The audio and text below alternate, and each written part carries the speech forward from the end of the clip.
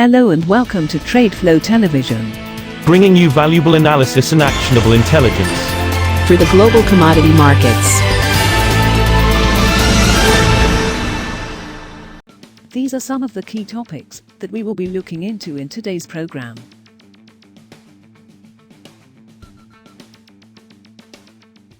First, let's take a look at the overnight headlines which are impacting the commodity markets. Steel consumption in the European Union slid by 12% year-on-year in the first quarter as the COVID-19 pandemic worsened an already weak picture, industry group Eurofer said on Wednesday. The coronavirus crisis is likely to show a bigger impact in the second quarter because lockdown measures only kicked off in the last month of the quarter, a statement said. In June, the European Steel Association estimated that steel demand had tumbled by around 50% since March as industries such as automakers shut factories. The 12% drop in apparent steel consumption in the 28 members of the EU in the first 3 months of the year to 37.6 million tons was only slightly more than the 10.8% decline in the final quarter of last year. It included the United Kingdom, which left the bloc at the end of January. Moving on to the top news in the energy sector. Kazakhstan's energy ministry said on Wednesday that the country's compliance with an OPEC+ deal on oil output cuts stood at 101% last month.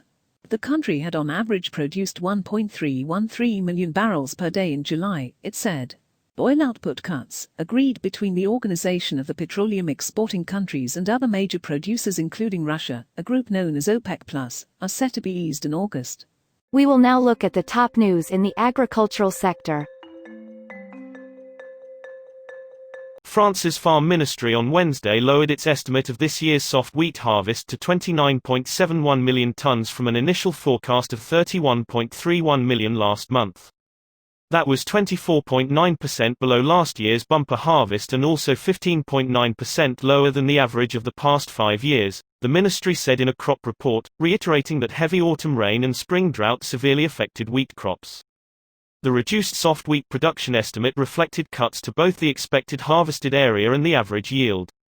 The area was seen at 4.35 million hectares against 4.41 million last month, and the yield was pegged at 6.83 tons per hectare (T per hectare) against 7.1 T per hectare last month.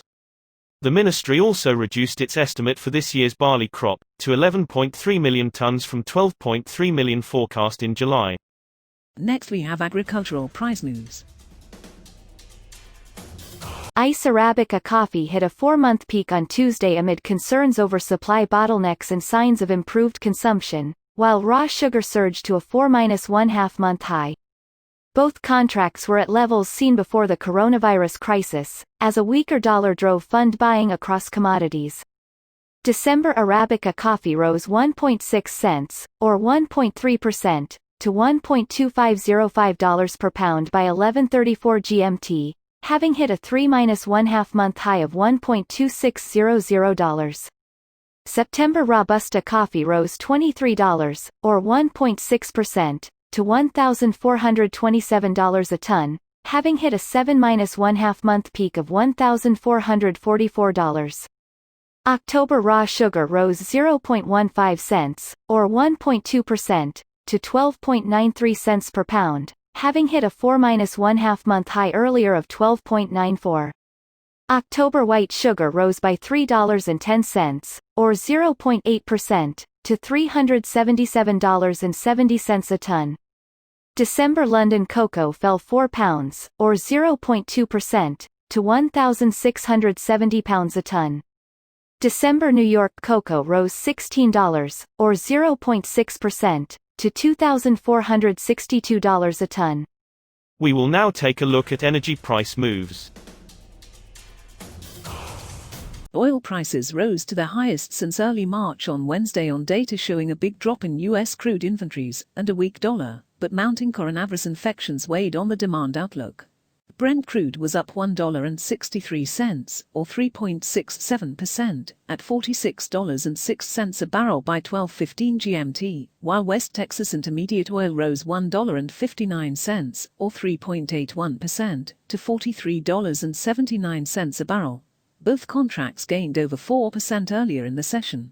U.S. crude inventories fell by 8.6 million barrels in the week to August 1 to 520 million barrels, compared with analysts' expectations for a 3 million barrel drop, the American Petroleum Institute found.